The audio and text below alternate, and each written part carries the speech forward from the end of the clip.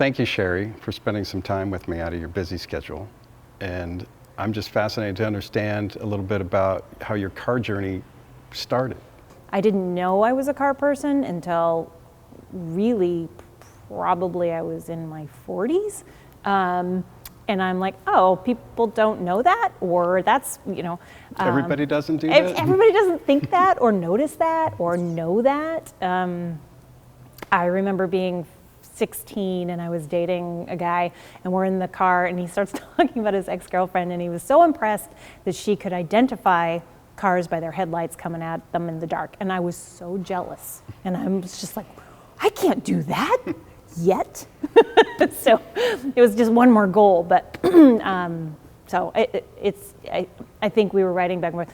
It is in my DNA. I didn't know it. I didn't, like you, I just didn't know that that is not how other people thought. Tell me about how you came in contact with your first automobile, or your first automobile experience kind of mixed together. My first car. I grew up on an island in southeast Alaska. So one island, you have 30 miles of road. That's it. To go get a car, you flew to Seattle, and then you shipped a car up on the barge. So my mom gets a check from work, flies to Seattle, comes home, flies home, and says, I bought 2 cars. I bought one for myself, and I bought a car for Sheri. She didn't go out and spend hundreds of thousands of dollars, don't get me wrong. This was a $2,000 car. And I was ecstatic. I mean, this was never a conversation. I think she was actually in a fight with my dad. So she took the money and went to Seattle and bought cars. Put them on the barge. She's like, it'll be here on Thursday. Well, I had bought about a year prior, the book 100 Years of Cars for my dad for Christmas. Well, after I gave it to him, I just sat there and I poured through it. And I memorized this book. So when my mom was like, you're getting a 1975 Celica. The only photo in that book, it's a large book, is of the hatchback, the liftback. And I thought that was the ugliest car I'd ever seen. And it was silver, and it was like not the fun, pretty, whatever. And I was just like in this full panic attack. I was like, oh my God, it's the ugliest car. So my brother drives it up, and it's like the cutest little black coupe, 1975 Celica GT you've ever seen in your life. So that was the kind of the introduction to me falling in love with a car and having, that personality come to life for me and putting my love and energy into it. I love to drive a car. That Celica, I think I put 30,000 miles on it in in 1 year. My dad was like, we only have 30 miles of road. How did you do that?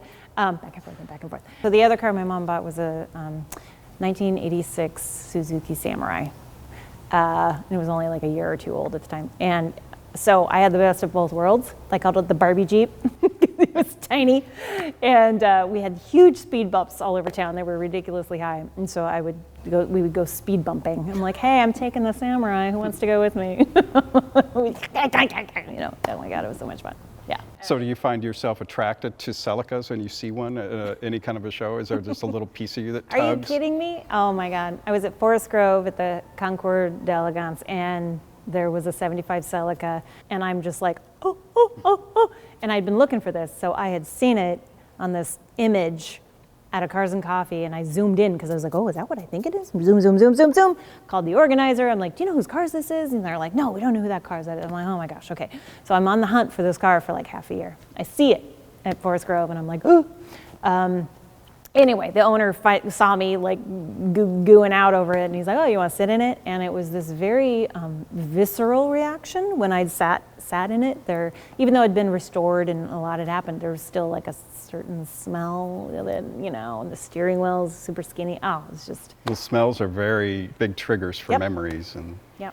Then the visual dashboard that you haven't stared at from that vantage point for years, and then you're having all these experiences going through your head. Yeah. So it was a little verklempt, I'm not gonna lie. They make you happy, do it. Totally.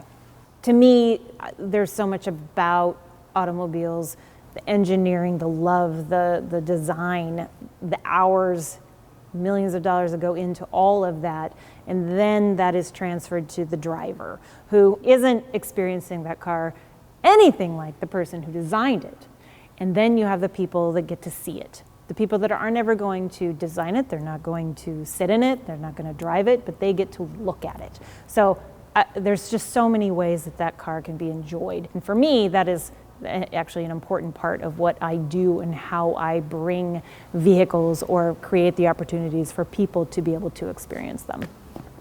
What are some of the benefits that the Avance Club brings to new members or all members? So Avance is a automotive enthusiast membership program. And then you have people like me. I'm the director in Oregon here. I create opportunities to, again, if you want to just look at them, if you want to smell them, if you want to hear them, if you want to drive them, if you want to buy them, I mean, there's always something for somebody. So whether it's a track day, whether it's just a collection tour, there's just always something happening. So we try to create these experiences, whether it's, once a week, 2 times a week, sometimes there's 5 a week in the summer, being able to offer it up to, the different age groups, different genders. I mean, I have events and I have 2-year-olds to 90-year-olds and everything in between. And everybody has a good time because, again, there is something for everybody to enjoy.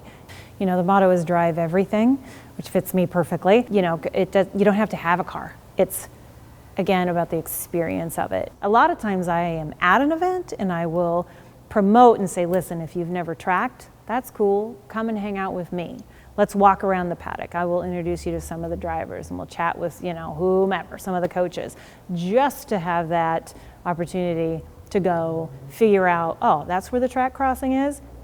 There's no sign. How are you supposed to know if you haven't been there 5 times or 100 times?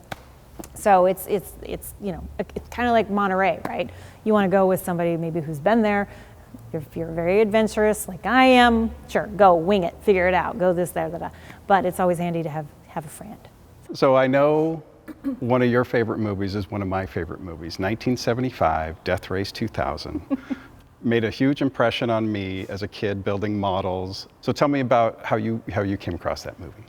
I'm sure my brother was watching it because I saw so many movies that were completely inappropriate for how young I was, this being one of them.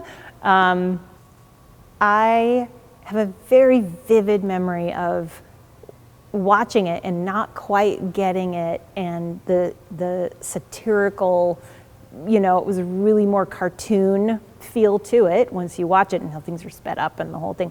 But that one scene, where the whole world went, aha, when the nurses are wheeling out the elderly folk and they're kind of locking the brakes and they're all in their wheelchairs and they're in the middle of the road.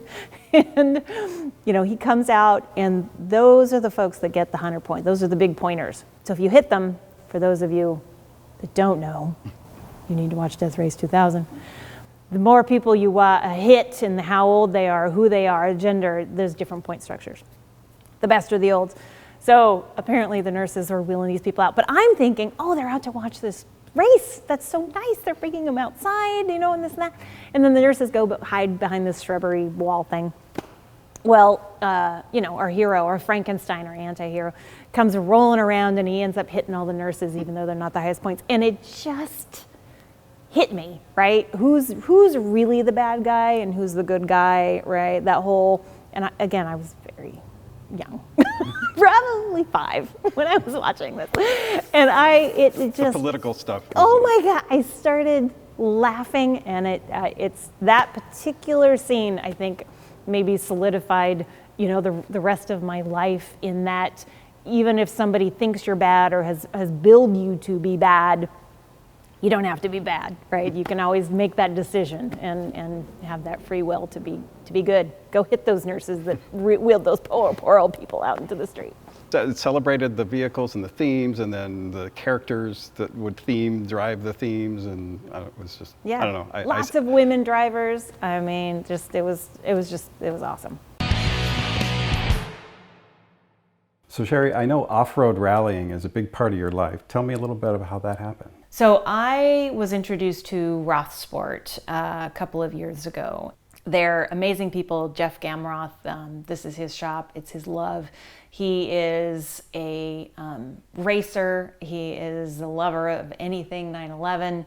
So I was the co-driver. So that's Nav. Literally, you do not get the booklet until you're sitting at start line and you're ready to, they're getting ready to go. They hand it to you. So you haven't seen it, you do not know your course, any of that. I've seen all the symbols and this and that. I've sat through the classes, they have to go to mandatory stuff, and then off you go. So day through night, we had some shock issues. I mean, out in the middle of nowhere, you're trying to replace a shock and, locals come along, you think you're out rallying in this insane car with everything, race car, and these guys come along in like a, half broken down Chevy Love and doing just fine. So it's awesome. And you're obviously on a headset because it's loud. Oh yeah.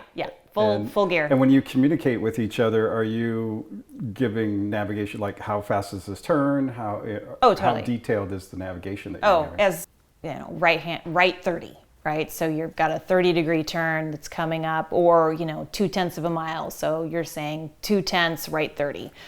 So they know how fast it's coming up. So of course that depends when you give that information. Depends on how fast they're going. So you have to be completely watching what they're doing, how fast they're going. There is a GPS that's happening, and also the booklet, but. So at some points I was working off the GPS, and then other times when, that gets foobarred because it's electronics, then it's just straight book. So it's just, it's nuts. But is there time to sit and talk and practice and go, no.